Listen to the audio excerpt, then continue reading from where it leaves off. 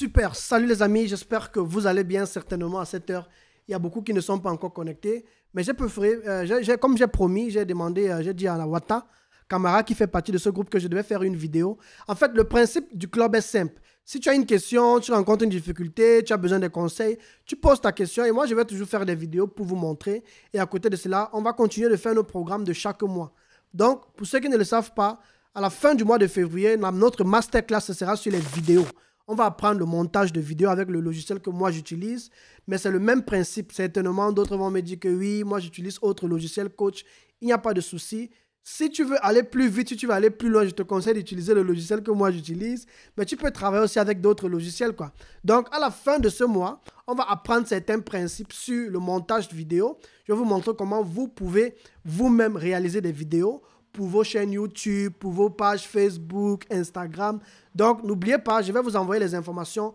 À la fin de ce mois, je vous enverrai la date et nous allons apprendre cela pendant toute une journée. Bon, on va prendre une soirée de 2 heures au moins et je vais partager quelques trucs sur la vidéo avec vous. Soit je vais préparer déjà certains contenus ou alors à côté de cela, je vais vous montrer effectivement comment mettre certaines choses en place. Alors, Wata Kamara m'a demandé dernièrement comment pouvoir effectivement bien mettre une bonne stratégie en place sur sa page Facebook parce qu'elle s'était rendue compte qu'elle a créé sa page Facebook que je suis allé regarder d'ailleurs et elle m'a fait comprendre dernièrement dans le groupe que ce qui lui manque encore c'est sa page Facebook.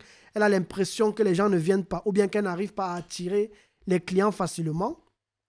Donc, ce qui s'est passé, c'est que j'ai décidé de faire cette vidéo comme promis pour vous montrer comment vous allez pouvoir gérer tout cela.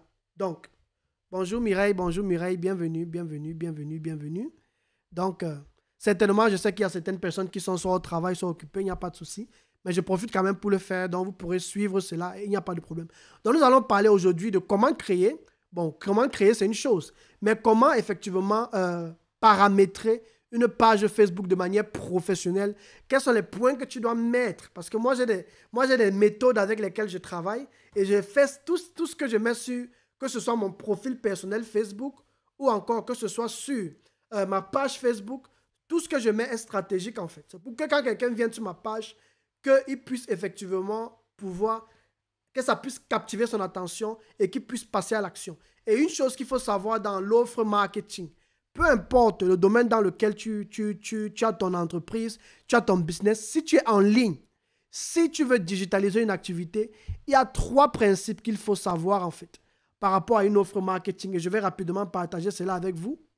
Et une offre marketing, si tu veux qu'elle ait du succès, une offre marketing, ça veut dire que par exemple, je ne sais pas trop si tu as un business et tu veux que les gens viennent en fait. Et tu as besoin de leur faire une offre pour qu'ils viennent, pour que ces personnes viennent. Alors, il y a 3 choses que tu dois mettre en place. Si tu ne mets pas ces choses en place, ce sera très difficile.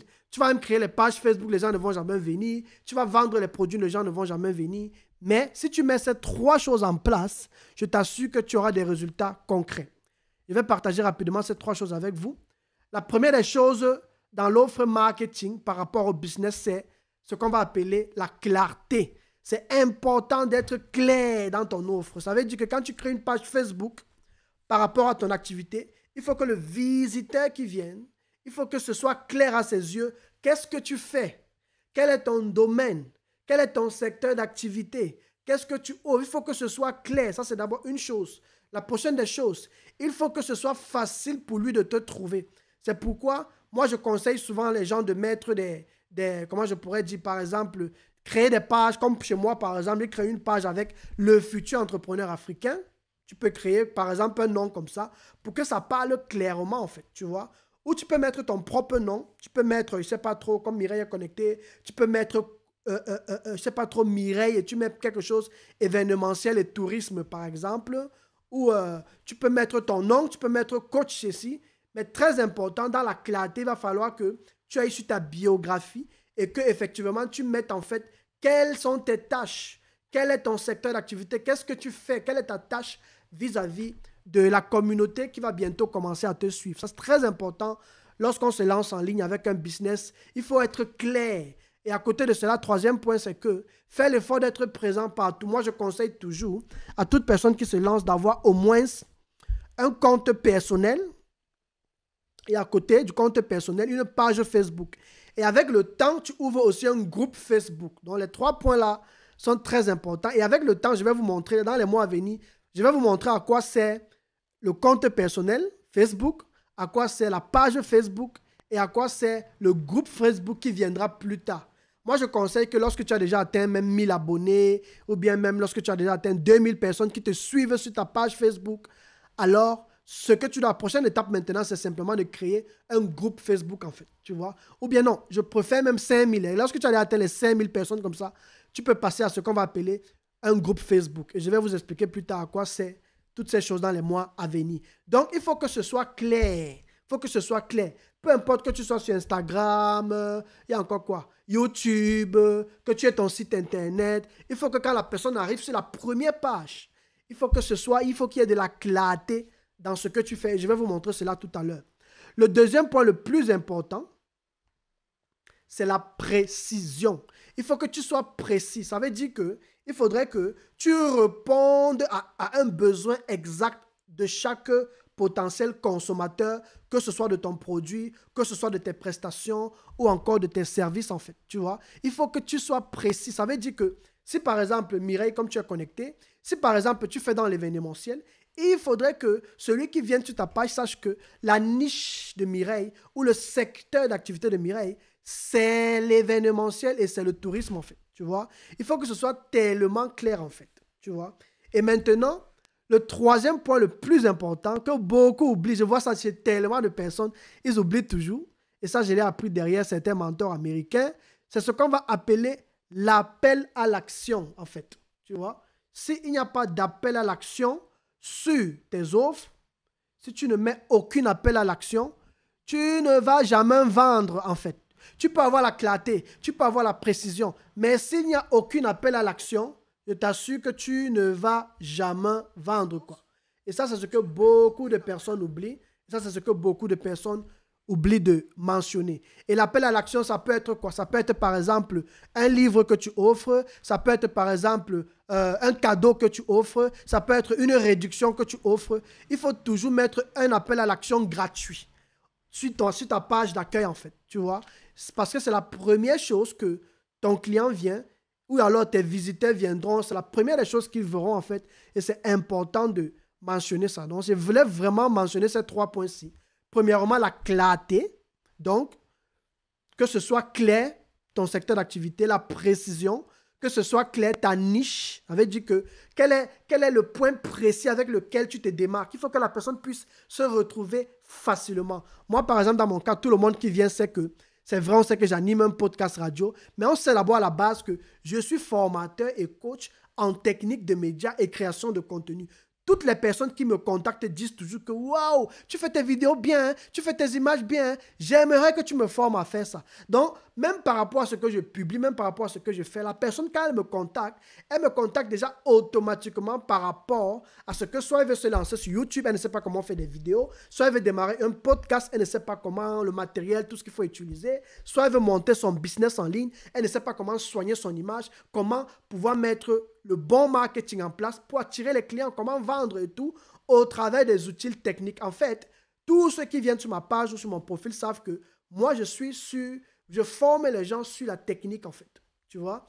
Et c'est ça ma niche, c'est ça le secteur dans lequel j'ai décidé de me focaliser. Je peux être bon dans d'autres domaines, mais si tu veux t'en sortir en ligne, il faut que les gens sachent clairement ce que tu fais. Et je vais vous montrer comment est-ce qu'on procède, parce que c'est très, très important.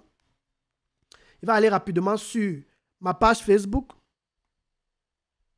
Et je vais vous partager rapidement mon écran pour vous montrer comment ça se passe, les amis.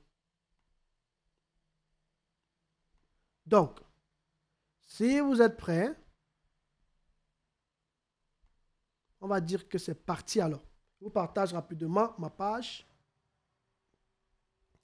Super. Donc, là, nous sommes sur ma page Facebook. Mon profil personnel, pardon. Nous ne sommes pas encore sur ma page Facebook.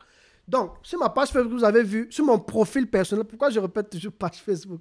Sur mon profil personnel Facebook, je vais vous montrer, voilà, suivez vraiment toutes les étapes que je vais vous montrer. Le nom de mon profil, c'est Landry Cyril. Tu vois? Entre parenthèses, le futur entrepreneur africain. Donc, par exemple, Mireille, comme tu es connecté, tu peux créer ton compte Facebook où tu mets Mireille.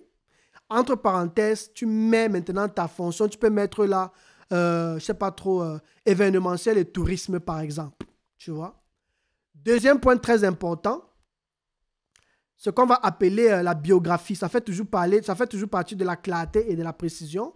Donc, qu'est-ce que je fais là? On va annuler. Vous voyez qu'ici, très, très, très important, je mets toujours ce que je fais, ce que je suis. Et tu peux aussi faire la même chose en fait. Donc, très important, parfois beaucoup créent. Si tu crées ton compte pour le business, c'est important de mettre ces points-là. Là, quand quelqu'un entre, il sait déjà de quoi il s'agit en fait. Donc, une personne qui vient voir ma page va savoir automatiquement que, il est formateur et coach en technique, médias et création contenu. Ok, ça veut dire que si j'ai envie de faire des visuels, si j'ai envie de créer de belles vidéos sur ma chaîne YouTube, si je veux apprendre à vendre au travers de la vidéo et ainsi de suite, et ainsi de suite, c'est la personne qu'il me faut en fait. Tu vois? Et tu fais la même chose, tu mets simplement, vous pouvez imiter ce que j'ai fait, mais vous mettez vos secteurs d'activité et aussi ce que vous faites en fait, quoi. Si c'est le e-commerce, comme par exemple Anne Gildas, tu mets e-commerce, e-commerçante depuis. Une autre chose que beaucoup font souvent, c'est que ils mettent par exemple, au lieu de YouTubeur ici, bon, c'est un exemple que je prends, il faut que je copie pour ne pas effacer. Donc, je vais par exemple prendre le cas de Anne Gildas. Je ne sais pas si elle est connectée ou bien quand elle sera connectée, elle va lire. Elle peut par exemple mettre ici coach ou bien, je ne sais pas trop,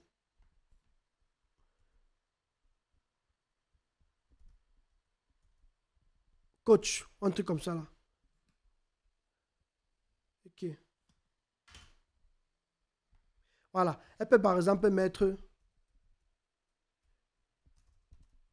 je vais t'aider à réussir en e-commerce par exemple. Tu vois? Elle peut mettre ça. Et en deuxième point, il faut toujours mettre 2 points. Et en deuxième point, elle peut maintenant venir et mettre par exemple que plus de... Je crois que c'est ce que tu m'avais dit, non, Anne Gildas, quand on a causé au téléphone, que tu as formé plus de... Je me rappelle plus, c'était 1000 personnes ou 500 personnes. Bref, je prends un exemple. Tu peux par exemple venir ici, si tu me suis bien quand tu suivras cette vidéo, tu peux par exemple mettre plus de 1000 personnes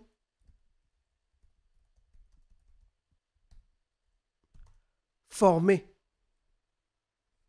Tu vois? Pourquoi est-ce que c'est important de mettre ça? Parce que ça fait asseoir ton autorité, ça assure les gens que tu es effectivement une experte. Si tu as déjà formé plus de 1000 personnes, les gens auront confiance, tu vois. Les gens viendront t'écrire. Donc, le mot là que plus de 1000 personnes formées, tu peux mettre depuis... tu peux mettre une date, par exemple, depuis 2015, par exemple, tu vois. Tu peux par exemple mettre ça. À la place de, si tu veux par exemple aussi à la place de je vais t'aider à réussir en e-commerce, tu peux venir là. Tu peux dire expert en e-commerce, par exemple, ou bien expert en e-commerce depuis 10 ans, par exemple.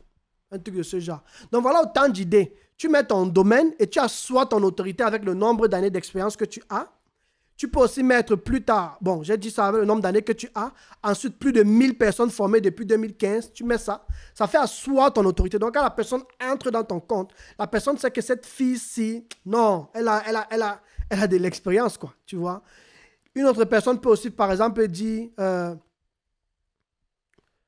plus de. Quand ça c'est lorsque tu as déjà beaucoup d'abonnés. Tu peux, par exemple, dire que Tu peux, par exemple, dire que 10 000 ou bien 20 000.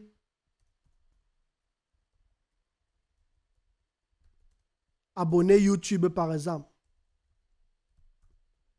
Tu vois? Tu mets, par exemple, un truc comme ça. Et là, quand quelqu'un entre, il sait que non, tu as déjà des résultats, en fait. S'il y a 20 000 personnes qui te suivent, j'ai mis 2 000. S'il y a 20 000 personnes qui te suivent, ça veut dire que tu as de la valeur, il y a des résultats. Donc, il faut toujours trouver le moyen de pouvoir mettre ça. Mireille, par exemple, toi qui as eu tu m'as dit que tu as eu ton diplôme, tu peux, par exemple, mettre la certifié. Ce sont des petits détails que les gens oublient toujours. Certifié Mireille, comme tu as eu ton diplôme dans le tourisme et l'événementiel aux États-Unis, tu peux mettre la certifiée de l'académie, je ne sais pas trop, en événementiel, quoi. Tu vois, tu mets un truc comme ça, certifié de l'académie XXX en événementiel. Tu mets ça, et ainsi de suite, et ainsi de suite. Voilà autant de choses que j'ai voulu prendre ces exemples pour vous montrer comment est-ce que vous devez effectivement présenter votre bio. Comment est-ce que vous devez présenter votre message bio. Et c'est très, très important. Donc, clarté, très important. Tu mets le nom. Ensuite, tu mets ton secteur d'activité. Et puis, je pense que c'est comme ça que tu vas pouvoir effectivement donner aux gens de te faire confiance. Autre point très important encore concernant... je crois que c'est tout, hein, oui. Voilà. Autre point très important aussi sur la clarté, c'est ta photo de profil. Je vois souvent beaucoup de personnes, ils viennent, ils créent on est encore sur le compte personnel, hein, Facebook. Quand tu crées ton compte personnel, il faut que les gens puissent te reconnaître facilement. Donc, ça veut dire que tu dois pouvoir mettre ta photo de profil. Il faut que tu mettes une belle photo de profil, soit où tu es souriant, où tu es souriante, ou bien je ne sais pas trop, mais qu'on voit bien ton visage, une photo de portrait même de préférence en fait, tu vois. Il faut que tu mettes une belle photo, même s'il faut que tu ailles au studio, parce qu'on ne sait quand c'est le business, les détails comptent en fait.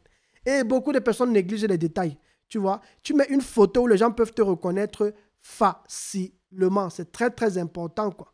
Tu vois? Et quand tu auras fait ça, maintenant, la prochaine étape, ce sera ce qu'on va appeler l'appel à l'action. L'appel à l'action, c'est ce que tu vas mettre dans ta couverture, soit dans ta couverture ou encore dans ton, comment on appelle ça, dans ta biographie. Voilà. Dans tes liens en biographie que vous voyez ici. Mais moi, ce que j'ai fait, moi, dans ma stratégie, j'ai utilisé ma couverture Facebook. Vous voyez? Voici ma photo de couverture Facebook ici. Dans ma photo de couverture Facebook, tu vois, j'ai directement mis un appel à l'action. Et dans mon appel à l'action, c'est quoi? C'est de pouvoir offrir un livre. Donc, j'offre un livre gratuitement. C'est pourquoi je vous encourage à écrire des livres, en fait, dans votre domaine. Par exemple, Mireille, tu peux écrire un livre. Tu peux même demander à quelqu'un. Bon, tu m'as même dit que tu écris déjà un livre. Mais je vous conseille, par exemple, de sortir des livres gratuits. Hein? Des livres gratuits où vous allez, par exemple, parler... Moi, dans ma stratégie, par exemple, j'ai utilisé mon cover, ma couverture, pour offrir dedans. Quand la personne atterrit sur ma page, elle voit déjà qu'il y a un e-book que je suis en train d'offrir et je mets en gros, télécharge ça gratuitement en fait. Tu vois, je peux mettre encore ma photo, je peux mettre encore ma fonction et ainsi de suite et ainsi de suite.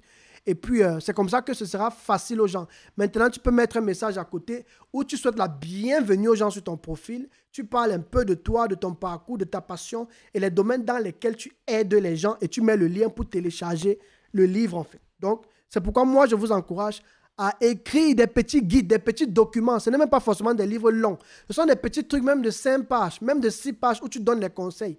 Par exemple, Mireille, toi, tu peux sortir un petit document sur, je ne sais pas trop, 5 conseils avant de se lancer dans le business de l'événementiel, mes conseils avant de démarrer dans le tourisme et tout et tout. 5 erreurs à éviter avant de se lancer dans le tourisme et l'événementiel, tu vois. Comment bien organiser un événement, par exemple. C'est des trucs comme ça que Mireille, tu peux sortir. Et là, comme je vous ai montré dernièrement dans la dernière vidéo que j'avais faite, tu pars simplement sur les sites que j'avais présentés, Fiverr ou bien 5euros.com ou bien Upwork. Et dans ces sites-là, tu prends le temps maintenant de déléguer la tâche à quelqu'un. Tu cherches quelqu'un qui va faire ça pour toi. Et je pense que ce sera facile, quoi. Donc, voilà les stratégies qu'il faut mettre en place.